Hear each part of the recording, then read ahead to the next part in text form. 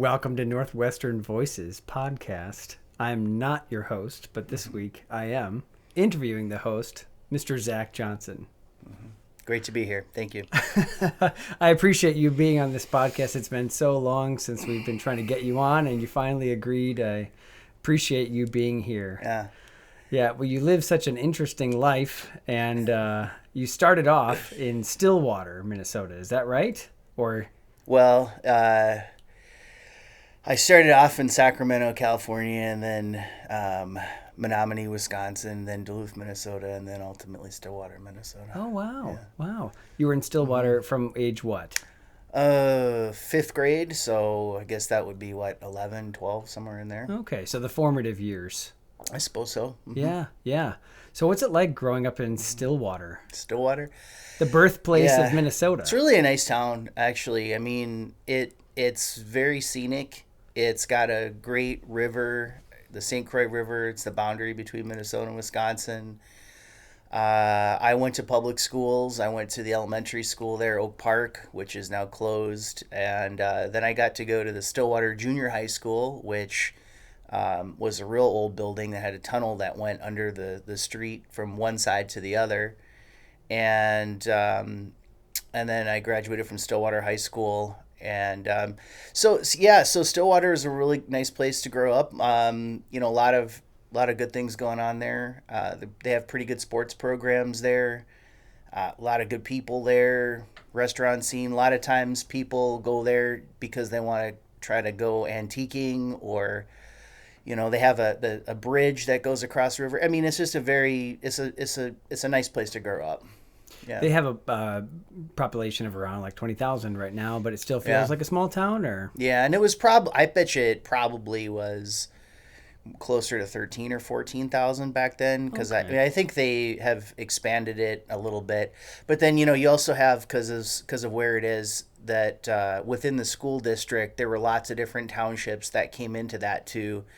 Oak Park Heights being one of them, which is just north of 36. A lot of people live back there. Marine, Afton, Lakeland, St. Croix Beach, a lot of those areas to the south. And actually where a lot of my friends wound up being from was from those areas down further south. We're all part of it too. So it drew from a pretty big geographical area. Stillwater was kind of the hub, so if people wouldn't say I'm from Afton, they would say I'm from Stillwater, even though technically... Yeah, though they would still, I think they would still claim that they were from Afton, but they changed the name, I think, from when they got the new building, because my class was, I think, the second class to graduate from the new building.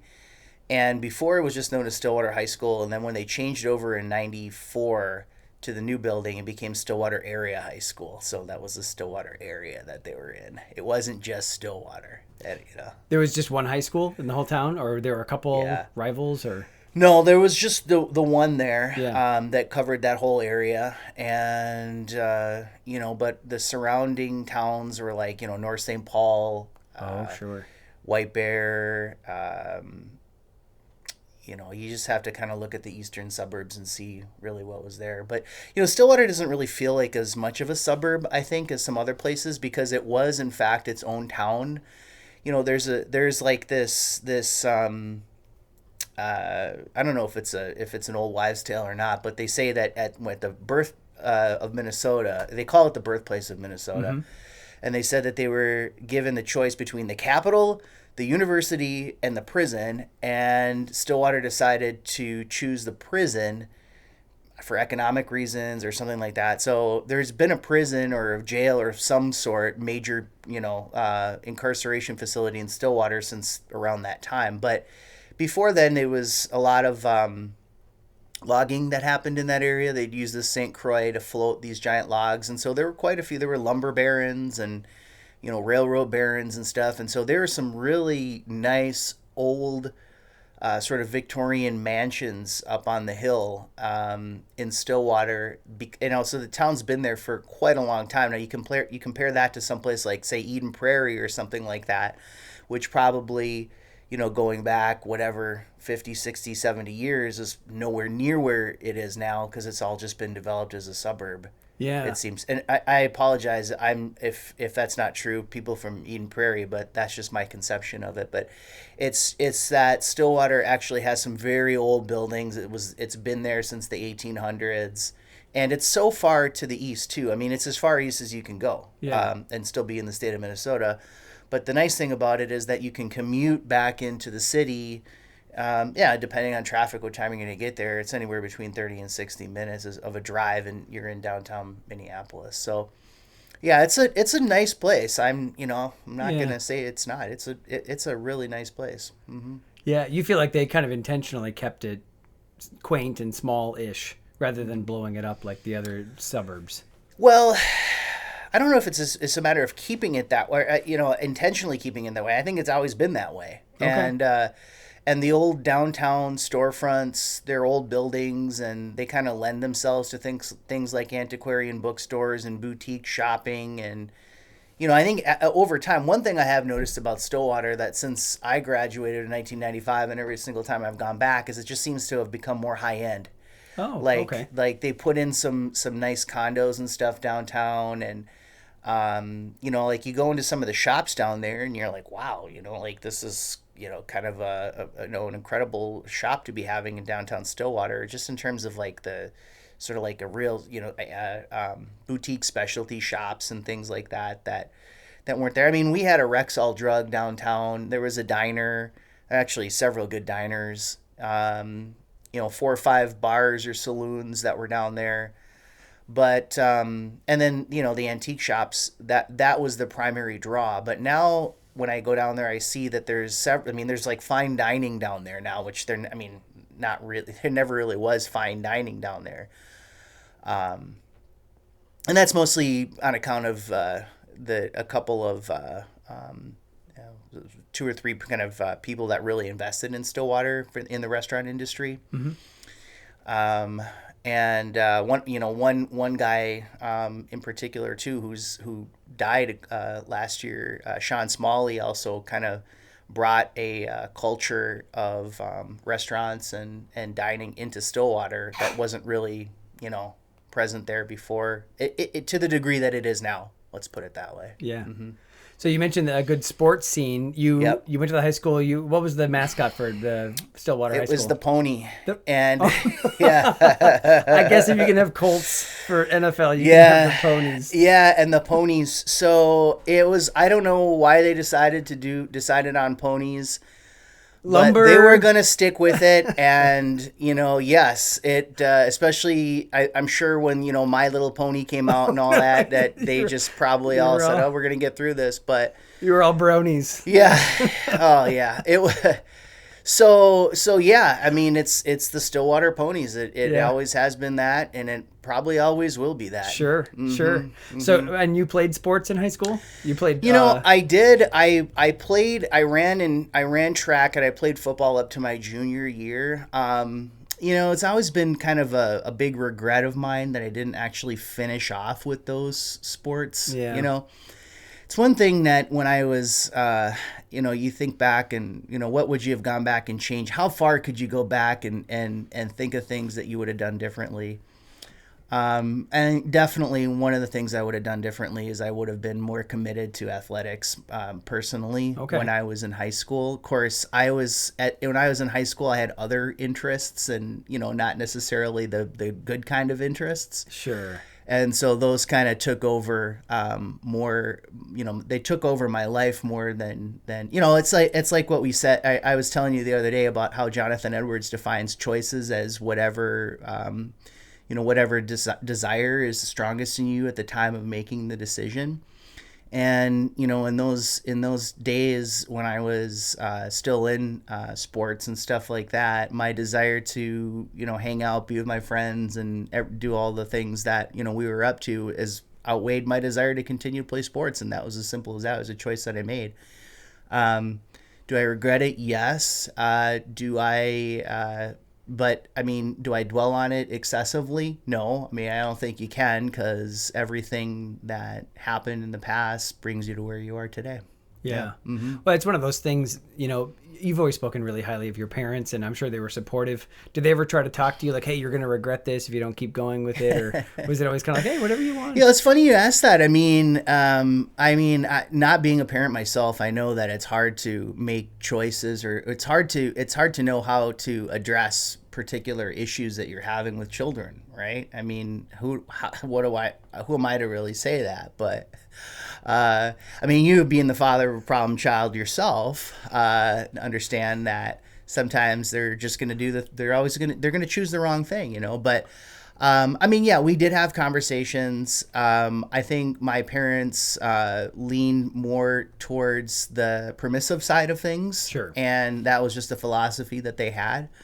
I don't fault them necessarily for that. I think they did what they thought was right in their own eyes, and that's what they did. And so, if you would have broken your leg your senior year and been out of some of the opportunities that you took later, they would have been like, oh, we should have, encouraged him to not or whatever. So hindsight's always 20/20, but they did give me the choice. It wasn't that they were saying, you must do this, you must do that.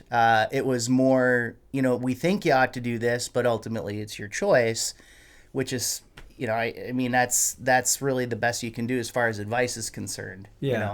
Now they had control as parents, whereas, if I as a lawyer, if I tell somebody, here's what I think you ought to do, but ultimately it's your choice, I don't really actually have control over the decision.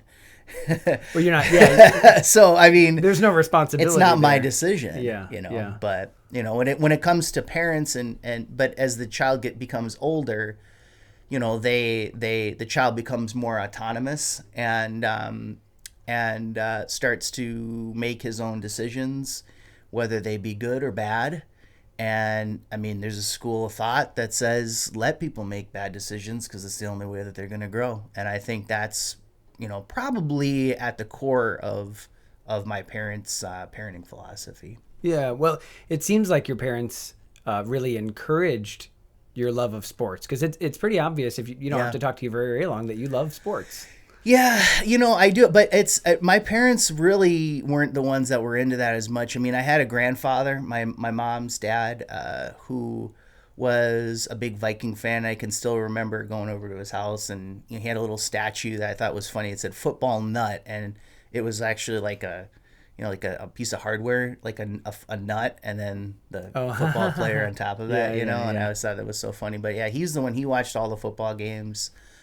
And then when it came to and so he's the one who got me into it. Actually, I remember when I was a kid, and this is probably somewhere in Wisconsin, where I was going to preschool or something. It's funny you have these old memories, but I remember when I was in preschool, they put all the kids in a line, and then they say you got to go right or left. Go right if you're Vikings, go left if you're Packers. Oh no. Yeah. And I remember this too, and I was like, I know which way I'm going here. It was probably the worst decision I ever made in my entire life, because there are a few things more painful than being a Minnesota Viking fan, even when they win, it's just like, oh yeah, they're just great, they won, so that just means it's going to be even worse when the rug gets pulled out from under you. But yeah. And then when it came to hockey, we didn't have it in my family at all, but when I went to Duluth for elementary school, like my first 4 years of elementary school, I went to Congdon Park Elementary School, and the friends that I made there were all playing hockey. And so of course you always want to gravitate towards the same activities that your friends are doing. Sure. And so I came home probably one day and said, Mom and Dad, I want to play hockey, You never skated before, but you were just like, that's what I want to do. Never skated. And, my parents were always pretty supportive of anything that I wanted to do. So, they got me the stuff that you need, which isn't cheap. And the time commitment to hockey is extreme, and the money and all that stuff that goes into it. But yeah, and so I did that, and then baseball too. It's funny. I think it was those first through fourth grades where I really got into baseball, because I had a friend, and we used to check the box score every day in the newspaper. They'd say, who were the league leaders and batting, and the check of the twin score and everything like that. And I just remember I was looking at that and being like, okay, Boggs is going to be on, number 1 in the AL, and and Gwynn is going to be number 1 in the NL for the batting average. Yeah. And that's really the one that we looked at the most. Now, of course, they don't really put much stock in the batting average, but. Did you collect baseball cards? Did you? Have yeah. I still do. Oh, you do? Yeah, I mean, not as extensively as I did, but I did. Yeah, and they had a great card shop there in Duluth. It's not there anymore, called Collector's Connection. Mm-hmm. And they had comic books and baseball cards. And you could buy cards there, and I remember any baseball card that you would love to have, like obviously because it's expensive, but if you couldn't sell it, you couldn't give it away, but you could just have it. I just have one like that. Yeah. Oh, it's a good question. I mean, of course, my favorite player of all time being Kirby Puckett, but that's probably not where I'd go with it, just because there's so many great players that have lived. I'd say I'd probably just to have a card and possess it, so something maybe like a Babe Ruth card of some sort, or something that goes back to that era, sort of like the golden era of baseball. So. Babe Ruth or Lou Gehrig, or I know I'm naming these Yankees and I really don't like the Yankees at all, but, right. Ted Williams, even going into the 40s, and, Christy Mathewson, Walter Johnson, all those really sort of old time players. And it would be a tobacco card, actually. Right. But yeah, if I was just gonna have one to look at and ponder, it'd probably have to be one of those, because I like old stuff too. Yeah. Well, moving on to after you graduated, you went off to college and you majored in philosophy. Philosophy, is that right? Yeah. Yeah. What made you choose that? Well, it was sort of just like a process of elimination. I again, in college, I was just sort of like, well, what am I going to be able to do here that's not too hard, so I can still hang out with my friends and have a good time, like what I wanted to do in college. And so I took some introductory level classes, and I think it was Plato and Aristotle or something like that. I took as like or Philosophy 101 or something like that, where I got introduced to the ancient Greek philosophers. Descartes, Hume, and Kant was another class, and so I thought, well, okay, philosophy is a good. It's fun to think about philosophy, but I mean, now it's really, it was too deep for an 18 or 19-year-old. For me at least, not being a genius, So I find myself actually coming back to some of those questions or topics from philosophy that I was studying in college now, but looking at them seriously. Whereas back then it was more just like, okay, well, how are you going to BS the professor into giving you a good grade? Because that's really all that school is, in my humble opinion. Regurgitating what the professor said in the lecture is the way of getting a good grade. Yeah. It's not actually mastering the subject or having a good understanding of it's gaming the system. Well, it's not. It's just, look, if I give a lecture and I tell you these are the important points, and then I give you a test and you don't bring up those important points, well, that hurts my ego, Yeah. And that shows me that you're not paying attention to me, and I'm important. So I'm going to have to give you a few marks off on that. So yeah, I read all the stuff, and but it was writing down the notes in class that's actually more important than reading the source material or even really thinking about what the things that you're learning about.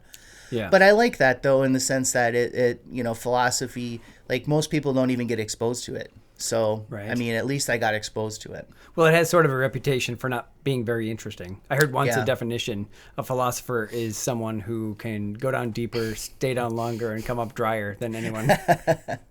Yeah, it's true. But, but it does deal with ultimate questions. Yeah. Just even the one that we were kind of puzzling with the other day about Nick Bostrom and the simulation theory and stuff like that. There's a side to philosophy that's also logic and reason and things like that, methods of reasoning, symbolic logic and things like that kind of show you, if you're going to make an argument, how you have to lay it out, you know, and just in terms of a syllogism and pointing out fallacy. So it's rhetoric is also kind of a part of it, I think. But then ultimately, you know, you've got metaphysics, epistemology, and ethics being the three major branches of philosophy. So it wasn't really so much the individual philosophers that you gravitated toward, but more like the system and the way to think about things. You know, or do you have I'd be lying to you if I was telling you that at the time I was gravitating towards some particular philosopher. Falafel. I was just trying to see, okay, can I do well enough in this? Because I think probably around my sophomore year, I realized that, you know, the only way I'm going to become a productive member of society is to become a lawyer, which is kind of a scary thought. But so then I was just thinking, okay, well, I better get my grades up now. Yeah. And so am I going to be able to? So what classes can I take? That will help me with that. And I did some teaching assistance stuff, like when I was an upperclassman for a couple of different professors that were there, and they were more into this cognitive science, philosophy of the mind and things like that. And so I would TA for their classes, like their logic class or their, you know, I think it was always just symbolic logic that I would TA for. And then, you know, of course, if you take them as a professor as well, you know, the chance, you know, you got a good relationship. I'm not saying that you know, that they're favoring anybody. I'm just saying that, like, if you kind of know who that professor is, you know what they're looking for. Yeah. And then it makes things a little bit easier when you're trying to go for a grade. In other words, you can do less. And there was one professor there. So gaming the system. Well, not gaming. This is being efficient. And I took a class there in like computer science or something like that. And he got up there, I think on the first day, he goes, "Pizza, I like pizza." You know, so the whole point of this computer applications and stuff, it was an advanced computer applications course. It wasn't a programming course. It was just like, how do you use, you know, an advanced application at that time would have been like PowerPoint or something like that. Oh, yeah. You know? So right. He's trying to make the point that using these computer applications will save time. So he says, "I like pizza." So the more you know, the more efficient I can be at work, the more time I have to eat pizza. And I don't know why, but that always just stuck with me for some reason. I don't remember the professor's name or anything like that, but it was just saying, like, you know, why waste time? You know, if you can do something with the minimum amount of moves, it's efficient. Yeah. So how has that helped you in your now profession? Because you did go on to be a lawyer, and that's what you're doing now. Yeah, right. So do you feel like that has really helped you in a way that maybe some lawyers or business professionals struggle in their efficiency and use of time? Or you think so, but I mean, I think I try to develop efficient systems. My writing is not always the most efficient. I think it could be more efficient. But you know, I started getting edited when I first became a lawyer, and I kind of missed that process because I always feel like when I go back and sometimes when I read briefs and things that I've already submitted, I look at it and I'm like, I said the same thing 10 times. I didn't need to say it that many times. Sure. And you always forget, it's true, this is not just legal writing, but any kind of writing, that you know, your reader doesn't want to read a lot. You know, I mean, if you show somebody if I give you, all things being equal, I give you a 40-page document or a 10-page document, which one would you rather read? You know, I mean, without really knowing what the substance was. So if you can make your point in fewer words, fewer pages, you're being easier on the reader. And sometimes people think like, well, if I don't write 40 pages as opposed to 10, then the reader's not going to think I'm taking it very seriously. But no, you just have to make those sentences count. You know, like, I would think that all that a judge has to read, they would really appreciate some brevity. Exactly. Yeah, everybody appreciates brevity, but when you're writing, you're fearful that I'm going to leave something out. And the same thing goes for most stuff when it comes to court. You know, there was the trial famous guy, Irving Younger. And he used to say cross-examination should be brief, succinct, short, Right.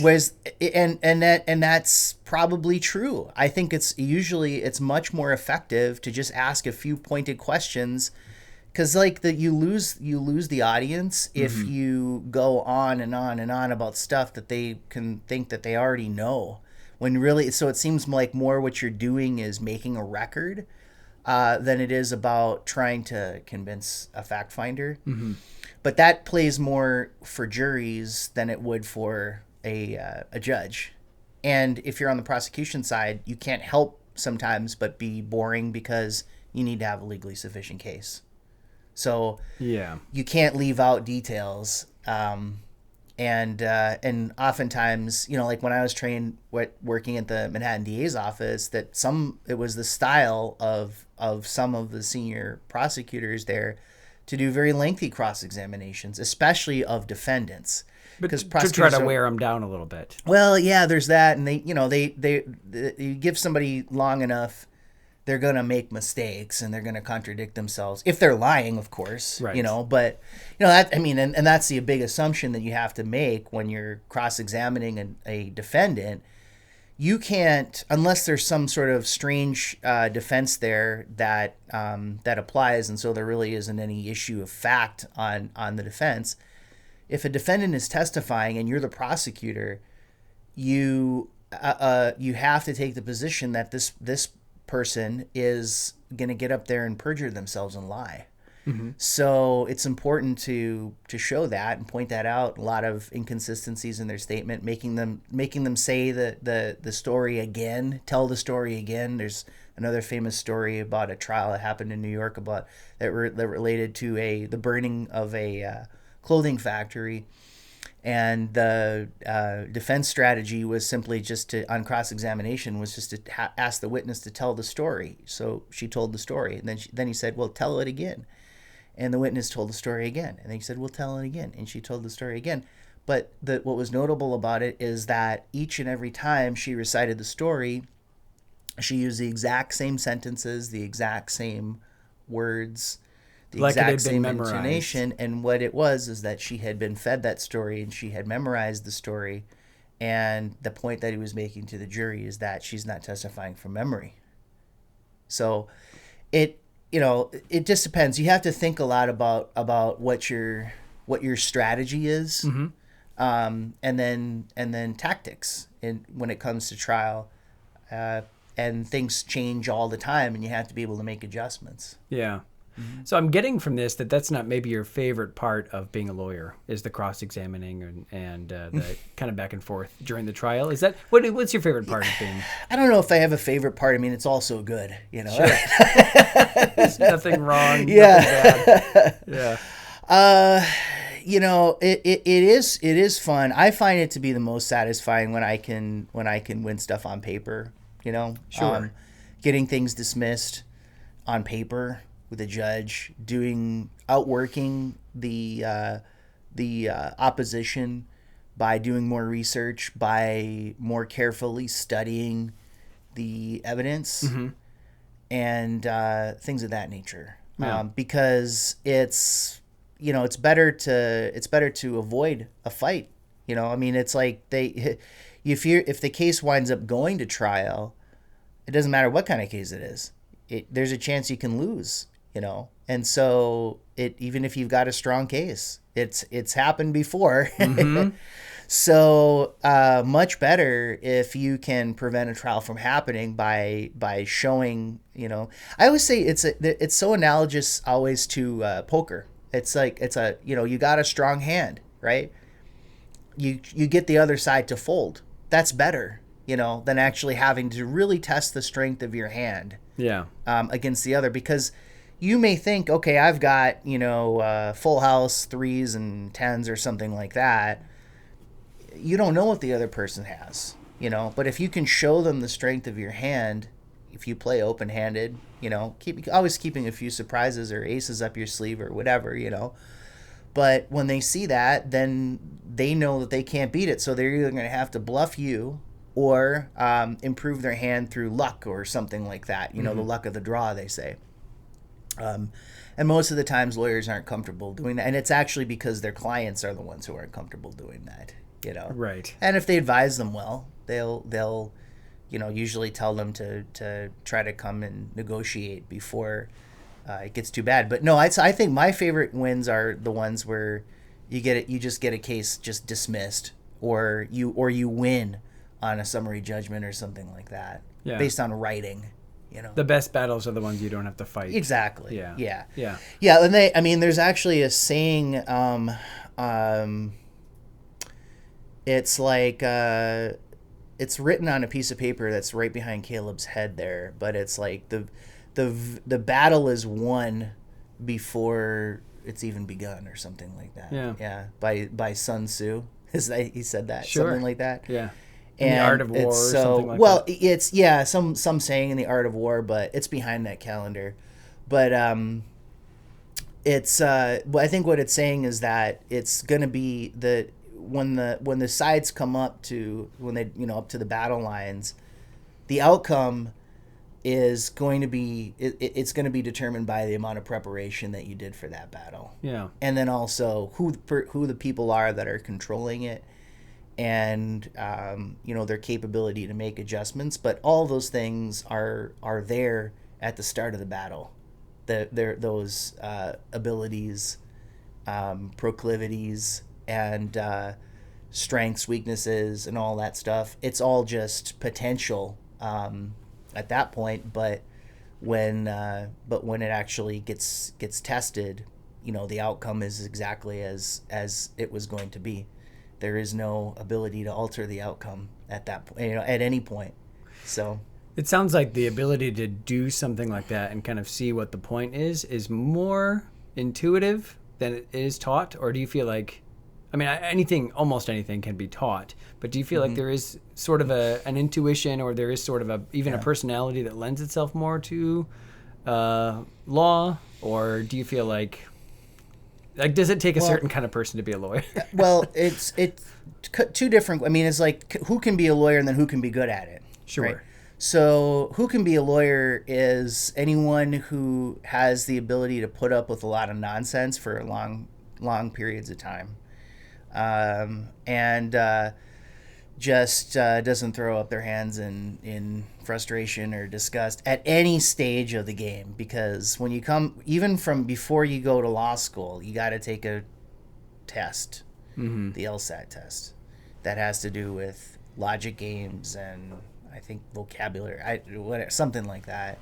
And you get into law school, and then they first year they scare you to death, second year they work you to death, third year they bore you to death. But then when you're in your third year, you've probably already got your first job already lined up and everything like that. And so, when you're young, you're I feel like you have a lot of stress. You have more stress because what wisdom does is it takes away stress, because you can say, I've been here before, I've done this before, this isn't anything new to me. But when you're young, you think, oh, this is life or death. Whether this guy gets prosecuted for his 15th possession of drugs or something like that is just a huge like life or death type of thing, and that brings stress. So when I say put up with it, you have to be able to handle stress. It's particularly when you're younger, when you're in the field. But I think once you get past that, then you can kind of just practice, and the sooner you get past that point where you're just thinking everything is the biggest deal in the world, the better. But then I think ultimately it's just.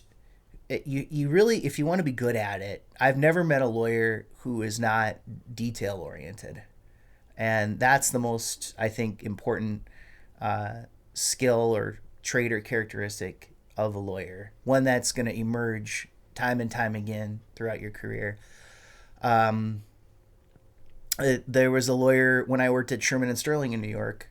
George Wade was his name, and he said that anybody can get it right the second time, but we need people who are going to get it right the first time. And that goes for things like spelling errors, grammatical errors, things like dates. You know, Sure. Dates make a big difference. You know, if you look at a date and you calculate something wrong because of a date, because you didn't look at what date that was, those are the things that can really hurt a client. Missing a statute of limitations, or missing the opportunity to put in responsive papers, or something like that. And so it's just a level of you just have to kind of stop for a moment and look at everything and be able to look at the details. And it's the details that actually that's where the strengths of your case is going to emerge from, is from details, or like looking at things. Yeah. So it's not just, you get a stack of bank statements like this big and everything, and a lot of times lawyers just like to throw a bunch of documents at somebody and say, "Here, I gave you all the documents." I'm not thinking anybody's going to look at them, but if you look carefully, and the same thing with police paperwork. Sure. If you look carefully, you'll find mistakes in, or you'll find entries in bank records that cause you to say, that's strange. Why did they buy this, or why did they go there? Because there's things that you can learn about somebody's life on based on what they spend their money on, or just where they spent where did they make the ATM withdrawal. Mm-hmm. Here's something we know: this event occurred on this date, but look what they did the next date in the bank records. Isn't that interesting? And then you can kind of try. And the same with police paperwork. And a lot of times it's not the fault of the police officer that there's mistakes in the police paperwork, because so much of it is just drop down menus and do this. But if the police paperwork is not accurate in some way, and that can actually, you can turn what would be an otherwise good solid case into a very bad case, oftentimes. And if it, so like, I'll give you an example. Like, so if there was a single witness ID robbery or something like that, and police officer has to take a statement from the victim, and when there's a little box in there that says description of perpetrator or something like that, and it'll say black shirt, blue pants, something like that, mm-hmm. right? So then when it comes time for the witness to testify at the grand jury, if the prosecutor has not studied the police paperwork about the black shirt, blue pants, okay, and then puts the witness into the grand jury and has them testify, what color was what was the description of the perpetrator's clothing? He says red shirt, blue jeans. Okay, fine, no problem. Guy's indicted, right? Because there's no defense attorney in the grand jury, there's no judge, nothing like that. Now you go to the trial, okay, and now you hear the witness testify, what color was it? Black, and he says black and blue. Okay, well, that matched what he told the detective or the police officer in the paperwork, but it didn't match what he said in the grand jury. And this can just be due to lapses of memory or things like that.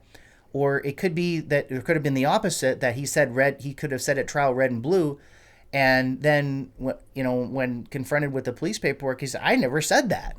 Okay. Sure. So the police officer got it wrong.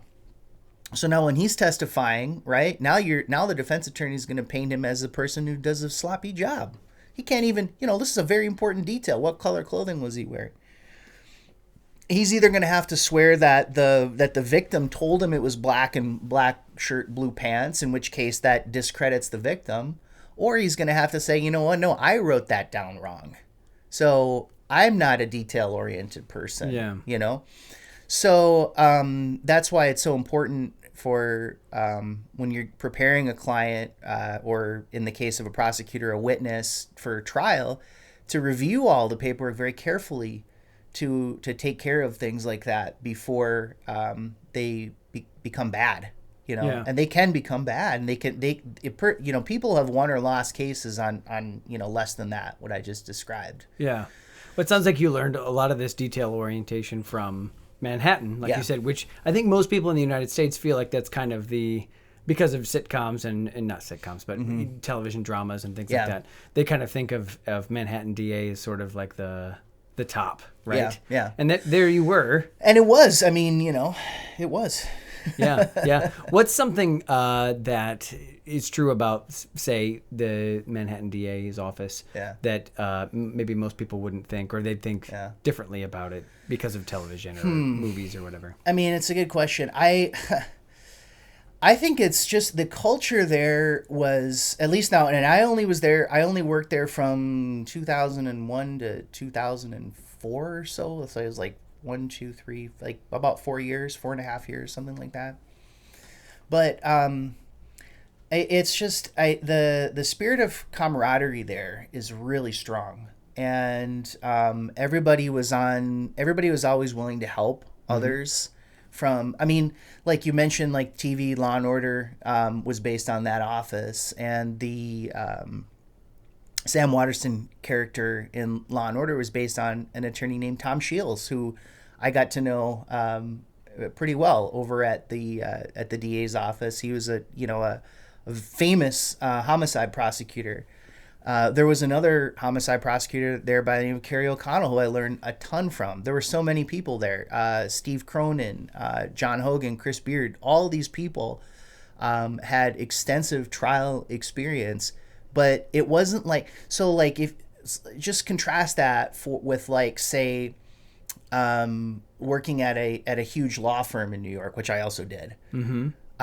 The so-called, like the rock star partners and stuff like that, you'd have very limited contact with them. But if you did have contact with them, it wasn't for them to take you aside and say, here's how you ought to do this, or here's how you ought to do that. It was it's much more of a, it wasn't mentoring, it was it was more right, it was more just like, you made them, not even that. It was just sort of like, here's my expectation, and give me this deliverable by such and such date. Whereas like at the Manhattan DA's office, and it was, the culture goes all the way down from like from the boss himself, who was Robert Morgenthau, down to his executive wing and the people that were in charge of the trial division, all the way down to the trial bureaus and the appeals bureau.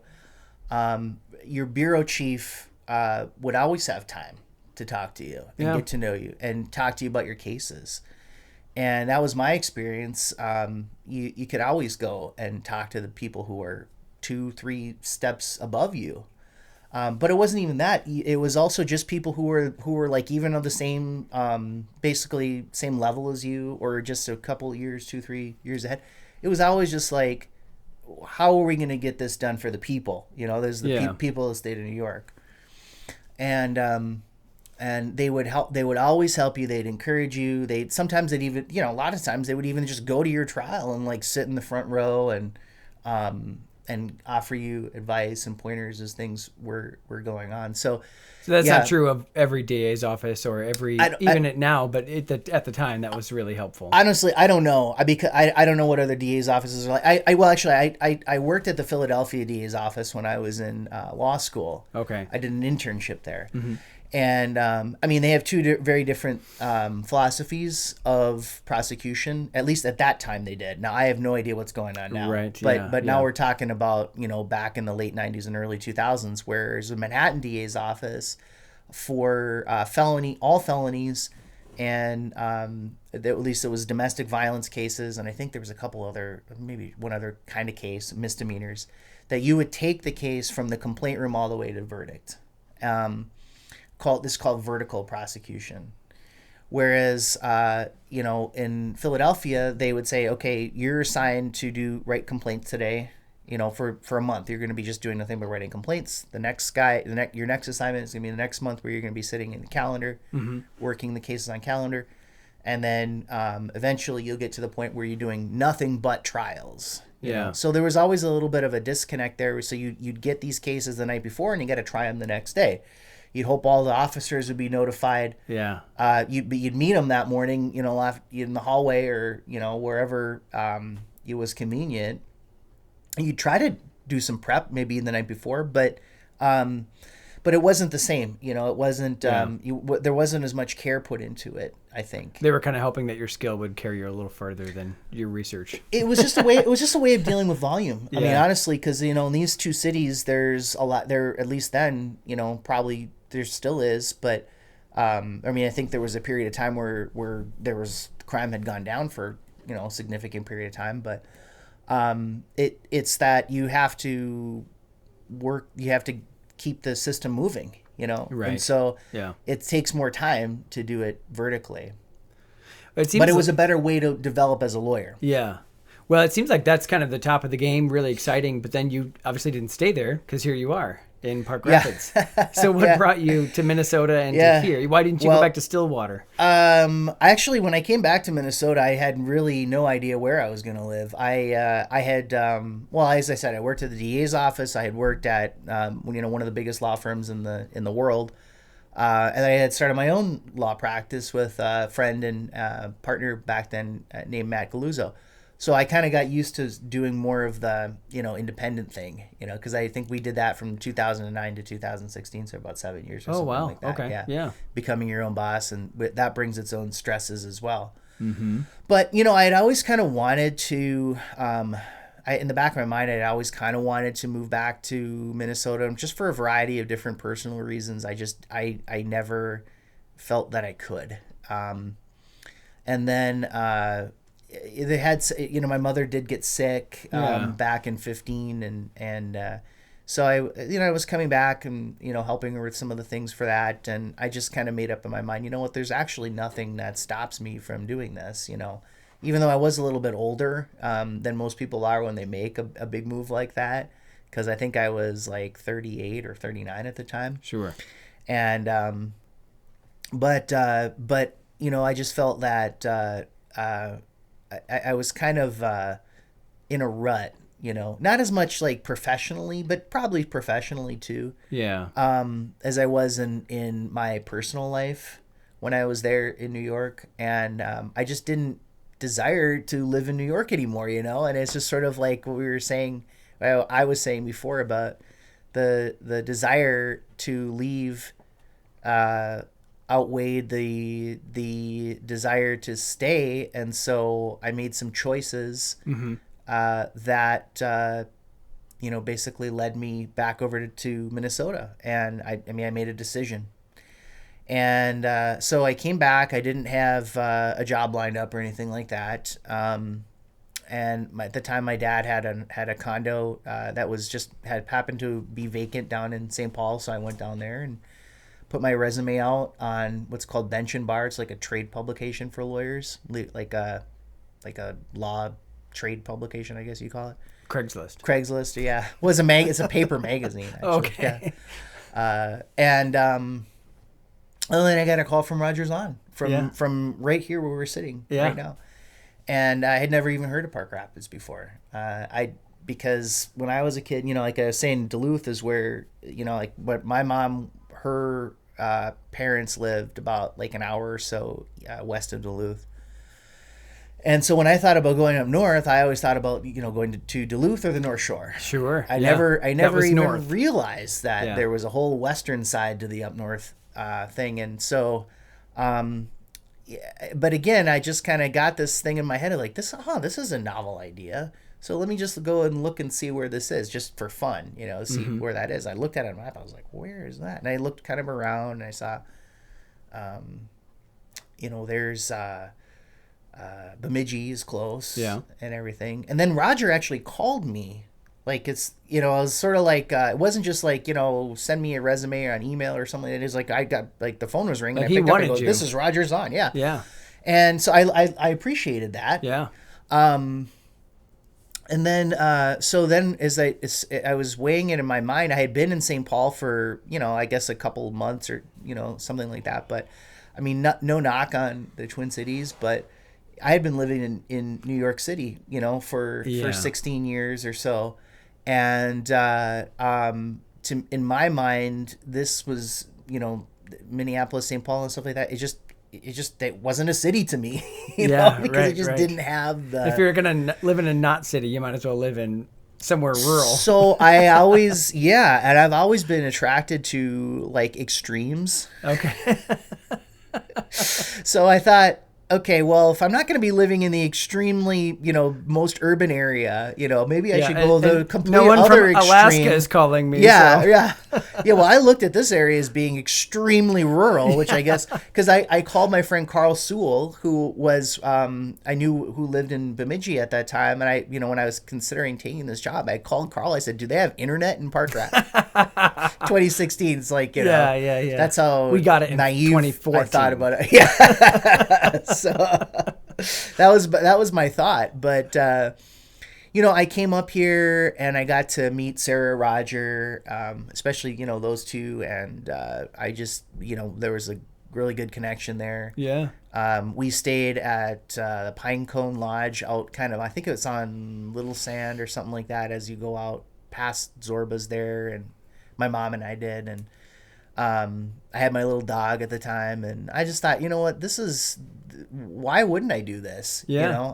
Why would I kind of like focus more on trying to do some kind of a job down in the Twin Cities where I'd have to have a commute and start way back, and it would have been an odd kind of transition to go in as somebody who'd never practiced in Minnesota. Yeah, as 38 or 39. Here is no problem at all, because there aren't a lot of lawyers up here, but I kind of felt when I came here to TSC that it was very similar in culture, to the way it was at the DA's office, whereas like there's no like competition amongst colleagues here as there would be in other private sector jobs in cities. Yeah, it's not cutthroat. Yeah, There's a lot more camaraderie. You're right. Yeah, it's not that I don't like competition. It's just that I prefer things to be more collegial when it comes to the practice of law. Well, it's one thing when you're selling things, to be competitive, but it's another thing when this is people's lives you're dealing with. And yeah, and I mean, and amongst lawyers, it's all just about currying favor with people who have the decision,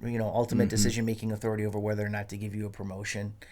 And I just don't have any issue like that here, Right. And so, who's going to impress the boss more? Who's going to sleep under their desk, who's gonna build the most hours, those things like that. I was not interested in any of that. So yeah. So you mentioned your dog and hunting and outdoors is kind of one of your hobbies. Well, I suppose so. Yeah. I guess when I came up here, I liked the idea of doing all of that, hunting and fishing and stuff. Because you'd never really grown up with it. Never. No. I mean, I did a little fishing with my grandfather, but I didn't have any experience really to speak of with firearms of any kind. And so I thought, well, if I'm going to do something, I'm just going to go all in. Like I say, the extremes. Like, the extremes, yeah. So if I'm going to go and try to figure out how to do this stuff, and there was a lot of trial and error, and there still is on a lot of it, but. Ultimately, too, I think you just have to kind of try things to determine whether or not you like them. And then if you get to a point where you're just like, I don't want to have to do this just for the sake of having to do this. It's okay to tell yourself, you can do something else. You don't have to do it, but I still feel as though that things ought to be tried, and a good effort ought to be made to get into those things. So like with fishing, I got all the ice fishing stuff, especially. I went out a whole bunch the first 2 or 3 years that I was here, and then slowly, in time, I kind of decided that I didn't like being cold, and so I mean, I still go every now and then, but it's an acquired taste that you didn't want to acquire. And, some people just love it, and I say that's great, and that's awesome, because there are people out there, a lot of them in this area, who would rather be going fishing than anything else. Oh yeah. They clock in at work, and all 8 hours they're thinking, when can I ice fish again? Or like Trent Wilcox with golf. Yeah, right. He loves golf. Yeah. Or snowmobiling in that case.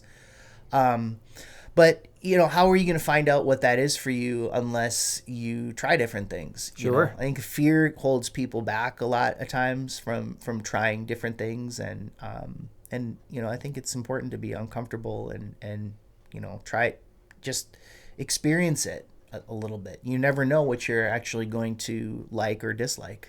How long do you try something before you say, yeah, this isn't something I'm going to like, or yeah, if I try a little harder, maybe it's something I can learn to enjoy? Like, where's that red line, I guess, as it were? Yeah, that's the trick of it, isn't it? Because you want to give something a good effort, but at the same time, you don't want to waste your time doing things that you don't enjoy, especially hobbies. I mean, right. Hobbies, it's like work things is one, but on the other, I mean, if you're talking about hobbies, and especially you start spending money on them, I think it's more just that, like, you have to say to yourself just before you're about to go and engage in the hobby, like, would I really rather just be doing something else today? And if the answer is right. yes, and say, okay, well, how often is that the case? You know, if it's the case more often than not, then maybe that's not the hobby for you. Yeah. Well, there are certain things that I think that I do not because I enjoy the thing, but because I enjoy the people that I'm doing it with, and that's something that really absolutely true. Their hobby is the thing. My hobby is being with them. Right. Yep. That's absolutely true. Yeah. Yep. Yeah. I can think of a few things like that for sure. Yeah. So hobbies, hunting, some music is a big hobby for you. Yep. Mm-hmm. Yeah. You are a proficient piano player. When did you take lessons as a child, or did you start as an adult? No, I started as a child and in Duluth, and my first piano teacher's name was Sister Rose Cecile, and she was actually at a convent, like a nunnery that they had in Duluth there, and I can't remember what the name of it was, but it was a nunnery, and it was some really nice old Victorian mansion that had been donated to this order, and so they were strict teachers there, when it came to playing your scales and your theory and everything like that. I feel like I've talked to enough people that have said stories about nuns, and so almost if you say you have a strict teacher, you want to ask, was it a nun? Was it a nun? Yeah. Did she have a ruler? Did she slap wrap your knuckles with the ruler? It's such a trope. That never happened. It's true. Oh, yeah, it didn't? Okay. No. But I mean, look, it's just it's not that not playing well, that's tolerated, but it's not trying. That was not tolerated. Yeah. As it should be, frankly. But don't waste my time. Don't waste your time. Yeah. Put some effort into it. Don't waste your parents' money, Right. So I had several piano teachers growing up, and then I think when I got to Stillwater, I continued with it for at least 1 or 2 more years. But then I really stopped taking formal lessons, I think, until when I got into high school. I was in the jazz band playing the piano, and I took jazz lessons. But I was also playing the saxophone in the jazz band too, so I was taking some saxophone lessons too. So but then I stopped. After I got out of high school, I just completely stopped playing until I came back here. Okay. So I took about a 20-year break. Was there ever a time when you were in New York where you'd walk by a piano and kind of go over and play a little something? No, you never wanted to? I never did. No, because I guess it was just something that I felt like if I didn't have a piano sitting there and I would have the ability to play it and practice it, that it just really wasn't worth it. Of course, now I know that if I would have really wanted to, I could have easily have played the piano there and probably improved over those 20 years. Even if I didn't own a piano myself, there have been plenty of places where you could have practiced and certainly taken lessons because there's so many people there. But no, I never did, and it's one of the things that's kind of nice about moving over into this area, which is that you have more space, to have things like a piano and buying a piano and getting back into it and playing music again. It was definitely a huge blessing for me when I got back here for that. So, yeah. Who's your favorite composer to play, and who's your favorite composer to listen to? Oh, that's interesting.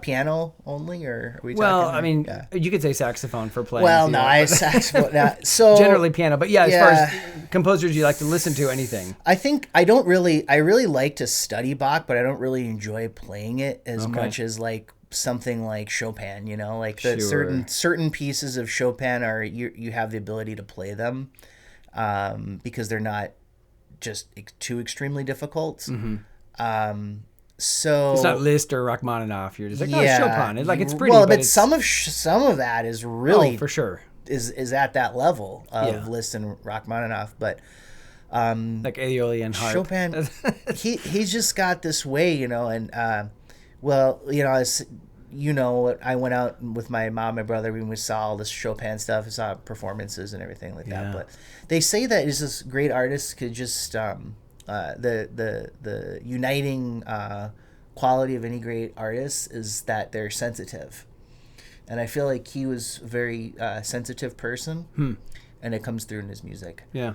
But to listen, Bach played really well, is amazing. But I kind of go through different phases with that. We saw the Goldberg Variations performed by Vikinger Olafsson down in the Twin Cities it was last year at some point, and that was just incredible from start to finish. I really like listening to Long Long. I really like listening to Daniel Trifonov. These are piano players, of course. Now I'm not talking about composers, but and any of those great Russian players like Trifonov or Kissin, those guys, and then listening to those great concertos.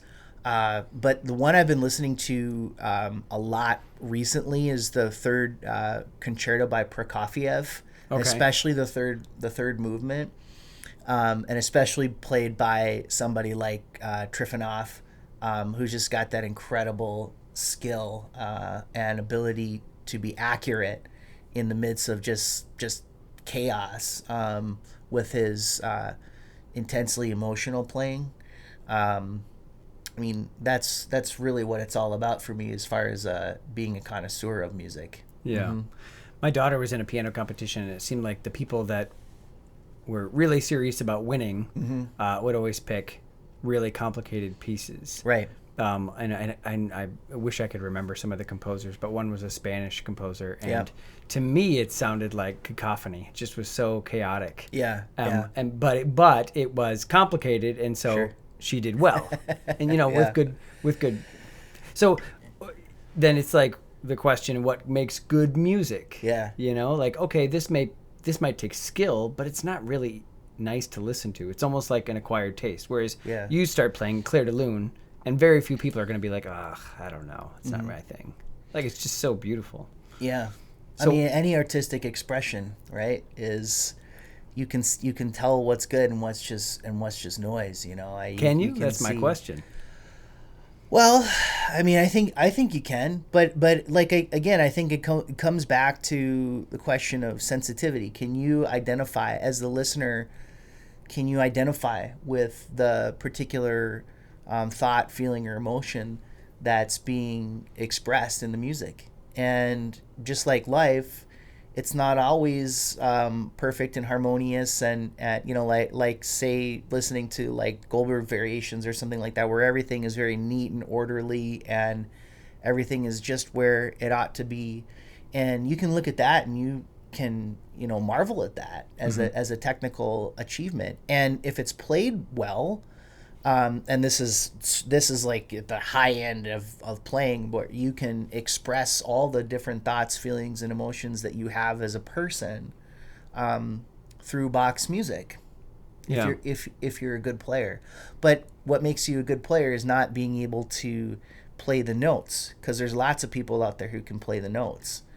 It's about what your soul, your personality, what you bring to it that makes it special, and that's what makes you as the performer an artist. And from the composer's perspective, if you're going to look at it from the composer side, there's dissonance in music, and things that are sound like you drop the dishes or something like that. I'm just using again Prokofiev as an example of this, but there's lots of music. There's lots of his stuff where it just kind of at some point it just sounds like people are just banging on the piano, Yeah. But when you look past that and you say, well, the point of me listening to this is not to listen to something that's necessarily just nice and perfect and beautiful and sweet, and because that's not life.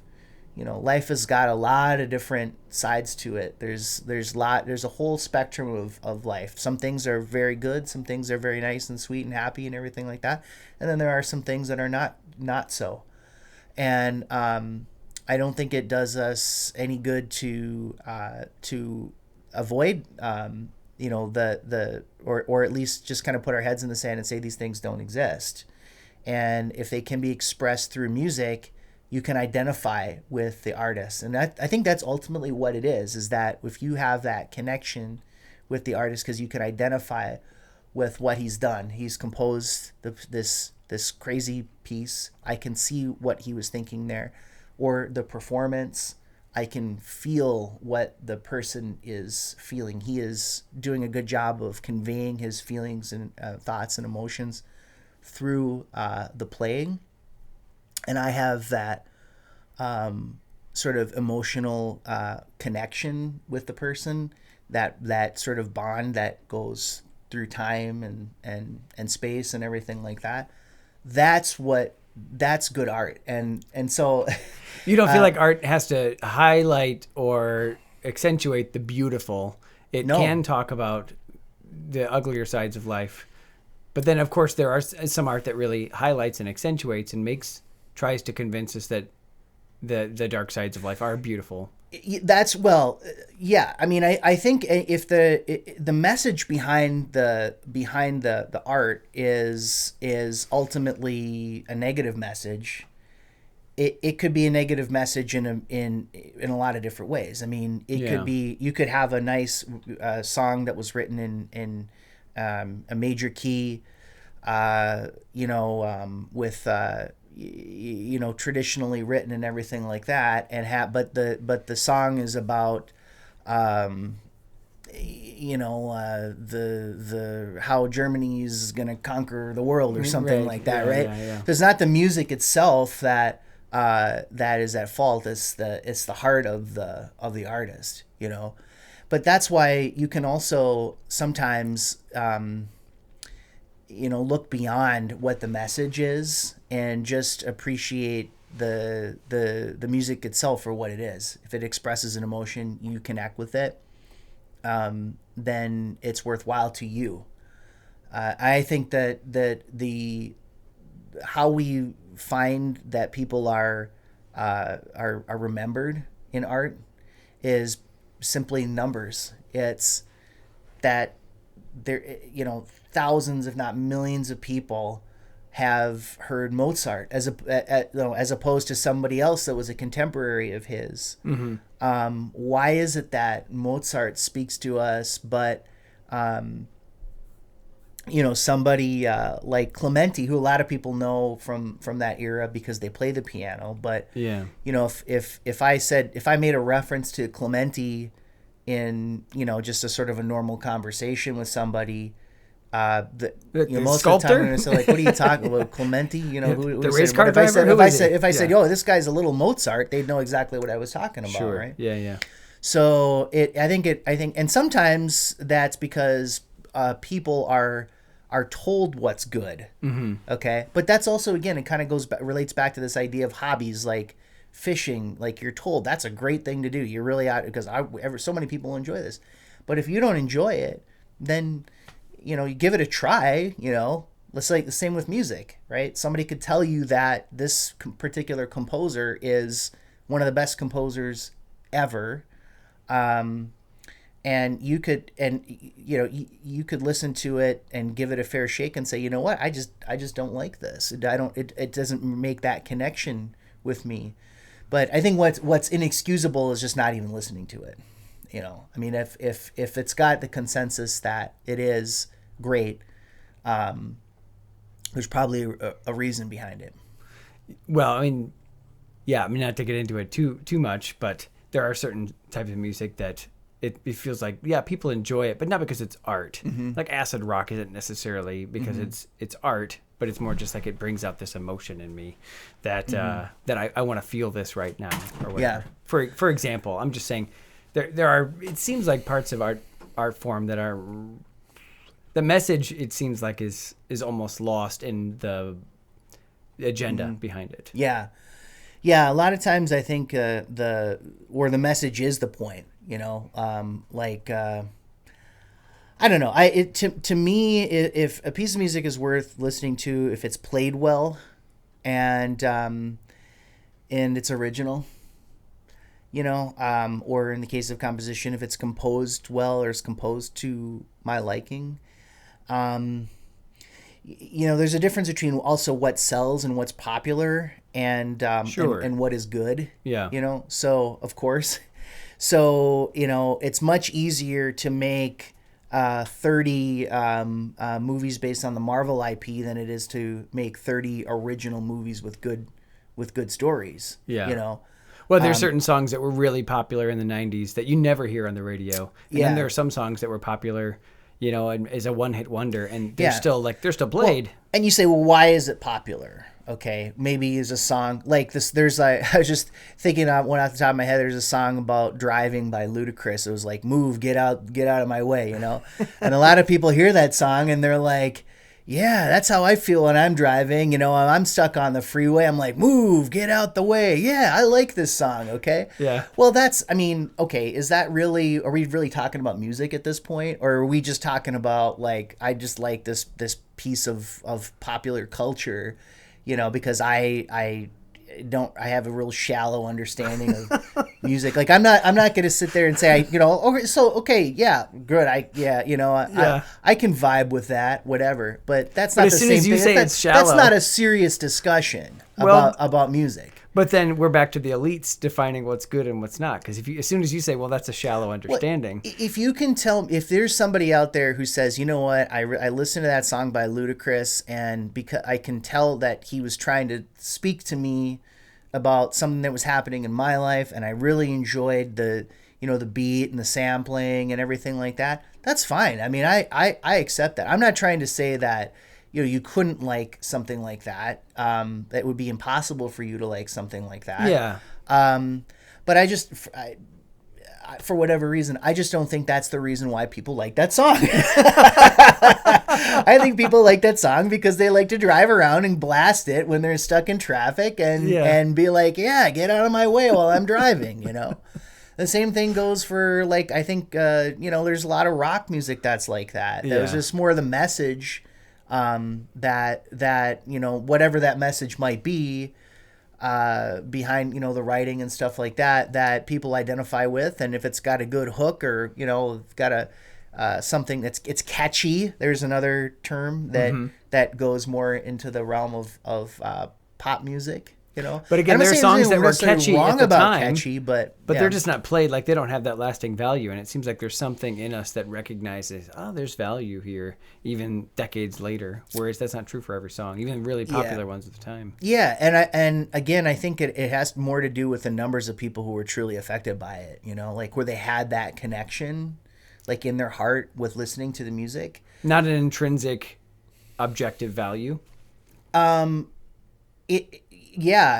don't think you can. I don't think you can objectify it all the way. I think it's just that the cream rises to the top. Sure. So like you look at some of the greatest pop acts of all time. Like the Rolling Stones or something like that, right? Where you say, some people like it, some people don't. But there's a lot of people who have listened to their music a lot and like it, and they buy inexplicably. Yeah, well, yeah, I mean, whatever. I'm not a particular big fan of theirs, right.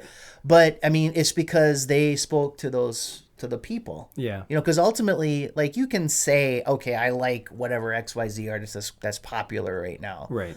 That's a great artist and that's everything like that. But the truth is, like what you said, in 5 years' time, a lot of people are just going to completely forget who these people are because they really didn't speak to you. They were more in terms of they assisted you in whatever mood you were in or something. Like there were a particular stage in your life that particular music was helpful for you. Sure. At that particular time. But when you get older and you get wiser, you kind of look back at your life and you say, what's good? What's not good? I'm not going to waste my time with things that I don't like.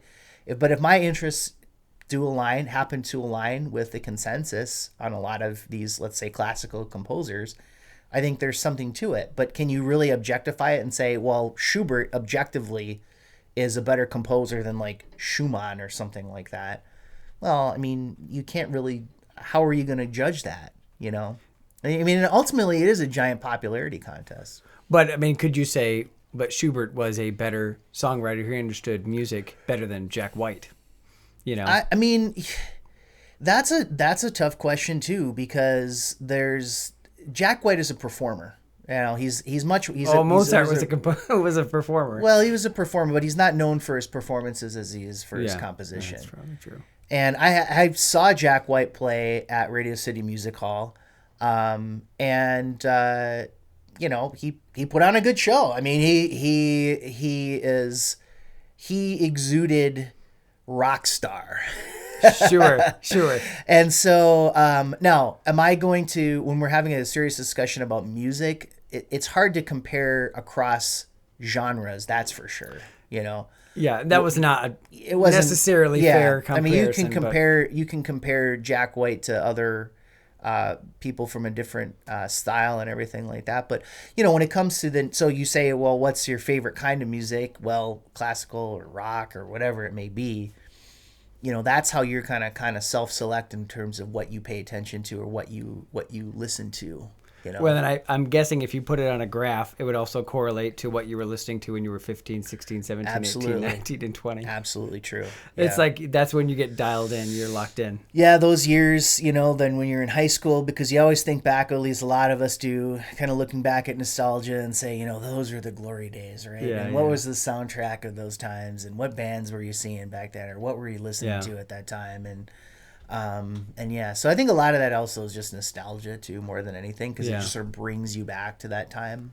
Well, but that's the thing. Sometimes when I hear those music, you know, that music on, you know, an oldies station now, because it's all oldies. Mm-hmm. Yeah, on 97.5 KDKK. Yeah, all the music, great music, great radio station. Yeah, all the music when we were kids, you know, that's all oldies now. But like when I hear that, I'm like, okay, I enjoy this. There's a part of me that enjoys this, but only for nostalgia. But then when I listen to Mendelssohn, I'm like, this is something I actually enjoy. There's intrinsic value here. I wanted to ask you just a few more questions before we're. One of the questions is, what advice would you give to young people? And you've already given some, but yeah.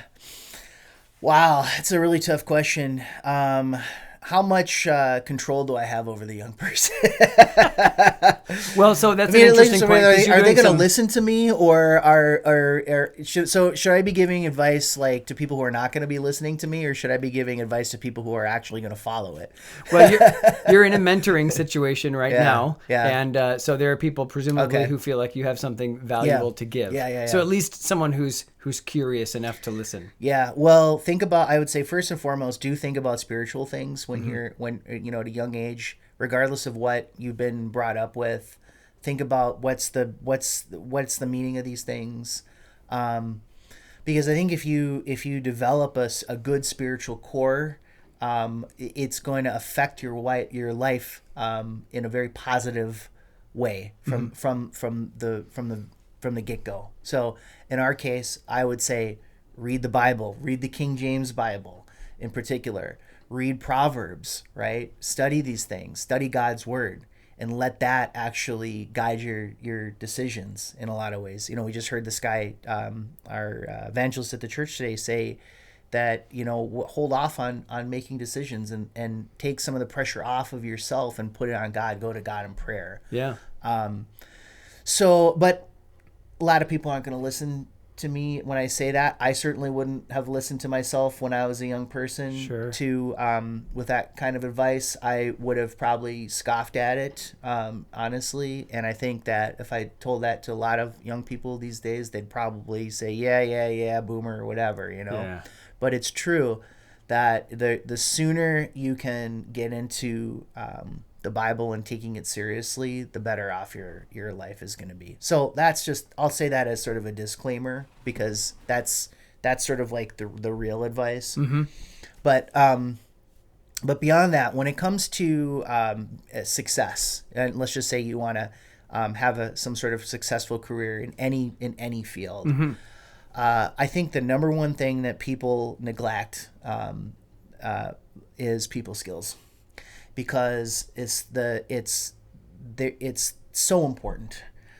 Where you go to school, what team you're on, what's your first job going to be? What clubs are you going to be involved in? The people that you're going to be around, right? Your friends, your friend group, right?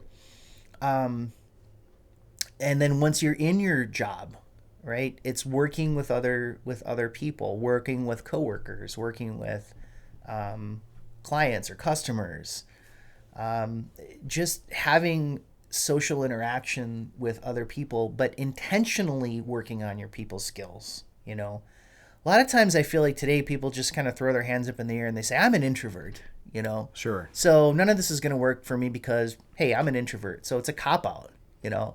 Being an introvert is not a cop-out. I would consider myself to be more of an introvert, honestly. But you know, it's something that you have to work on. And there are things like, there are books and things like that you can, like I always talk about How to Win Friends and Influence People by Dale Carnegie. Yeah. Great book. Great way to get started if you're just looking on doing that stuff.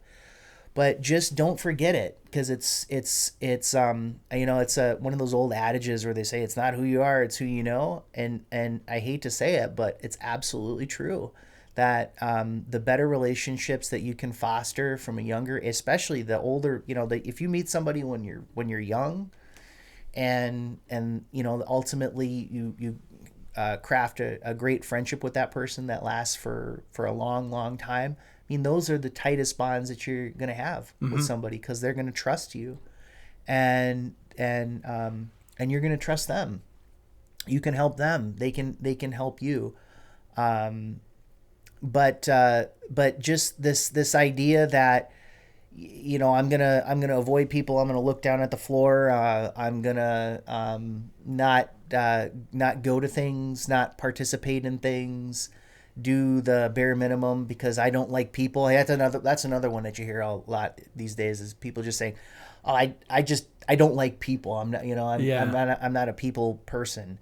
Okay, so you say you don't like people. You're an introvert. So what does that mean? You're just gonna go and hide in your closet or your basement for the rest of your life? It's just like throwing your hands up in the air and saying, like, I just can't function in this world. Yeah. You know, there's lots of things that you don't want to do. And, you know, doing things is oftentimes, I think it's just the idea of thinking about doing something that you don't want to do is actually worse than doing it, you know? So, because once you're in it, once you force yourself to do it, you just do it, you know? Yeah. I mean, I never jumped out of an airplane before, but I got to think it's probably the moment before you jump out of the airplane that's worse than when you're actually out there and pulling the ripcord. And then you're just like, oh, I've already done it. You know, here I am. It's not as bad as I thought it would be, you know? And so you're saying of all the list of things that are naturally hard for people to do, the thing that's worth getting over the hump is people skills. People skills. Yeah. Yeah. Forging good, genuine relationships with other human beings. And if it doesn't come to you naturally, be intentional about developing that skill. Yeah. Yeah. Good. And developing people's skills with people that are not your friends would be an important thing, because I think it's easy for young people especially to kind of just gravitate toward their friends. But, you know, I always like to say this because it's funny, but a stranger is just a friend you haven't met yet. So it's a very Fred Rogers thing to say. Yeah. No, I mean, there's people who are enemies, right? But yeah. I'm not saying to be friends with your enemies, but you know, if you haven't met somebody, the default shouldn't be, I'm going to stay away from that person because I don't know them. You know? Right. I just meant different kinds of people, intergenerational relationships, rather than, you know, if my echo room is 20-year-olds and I'm 20, it's like, well. Yeah. I mean, I think it's all part of it. You know, it's all part of developing those social skills. You know, I just get along with better. I feel like I get along good with people who are older than me, and people who are younger than me, and people who are the same age. You know, I think there isn't any real difference between how to approach somebody. I think generally speaking, most people are friendly. I think they want to be friendly. I think a lot of times they come off as being sort of guarded and everything like that. But as soon as you find one point of one common point that you have something in common with the person, that so-called, you know, icebreaker or whatever, you know, and people will open up. And I think as long as the other thing is that just everything, you just have to be genuine. You know, you can't you can't just be like, oh, I'm going to go, talk this person into liking me or something like that, because maybe you can do it a few times, but it's not going to work. You have to actually have a good person. It's hard, and it's a skill. I mean, it's not something that can be taught necessarily, but it's something I think that can be learned with a lot of trial and error. But you have to have that will, that desire to want to do that. So this is my other question then. Is that kind of what made you want to start this podcast, or what brought into that whole, why did you do this? I like podcasts. I have for quite a long time. I started listening to podcasts back even when I was living in Brooklyn. Oh, wow. I listened to fantasy baseball podcast. And then there was a podcast called This Week in Tech that I used to like a lot. So I've always liked the sports podcasts and then and stuff like that. But then I think it was probably like, oh gosh, I'm thinking now maybe more like 15, 16, somewhere in there, where I started listening to where I discovered Joe Rogan's podcast. Okay, yeah. And he really, I thought what he was doing was really kind of cool, because he was taking people from different walks of life, mm-hmm. and he was having long form conversations with them, even if he didn't completely understand the subject himself. It was interesting because he could share the information that the people had with his audience, and it brought things to your attention that you wouldn't have known about before. Like I can just think of one episode from several years ago where he had brought on somebody who was like an expert on all different kinds of mushrooms or something. He was like a mycologist, I think is what he was called, or some kind of a PhD in studying funguses and stuff. And I was like, I never would have been interested in something like that, but somehow it being presented in this way was interesting. And I did learn something from it. And so then I found, subsequent to that, I found other podcasts that were similar to that. I've been listening to the Lex Friedman podcast for a long time. Okay. Going back to This Week in Tech, there was a guy on there named John C. Dvorak, who was a commentator on that show. He had a falling out with the host, and eventually he was removed from that. And he started a different podcast called No Agenda, which he does with Adam Curry, and I listen to that, probably 7 hours a week. They release 2 episodes of it every week, and I really enjoy that. So what are you hoping to accomplish with this? Yeah, one? So getting back to your original question, which is that I like the medium. Mm-hmm. And I thought, you could take something like what Joe Rogan does, but just make it local, Sure. I mean, so yeah, I'm not going to get all these like celebrities and politicians and PhDs and martial arts champions and stuff like that. But I can besides get, Nick Bratz. But I was going to say, but yeah, so I'm not going to get like the guy who's like the world MMA, heavyweight champion fighter or something like that, but on the subject of martial arts. But I can get somebody like Nick Bratz to come on and talk about martial arts. So it's sort of kind of making it more local, and then sort of highlighting how people are interesting everywhere.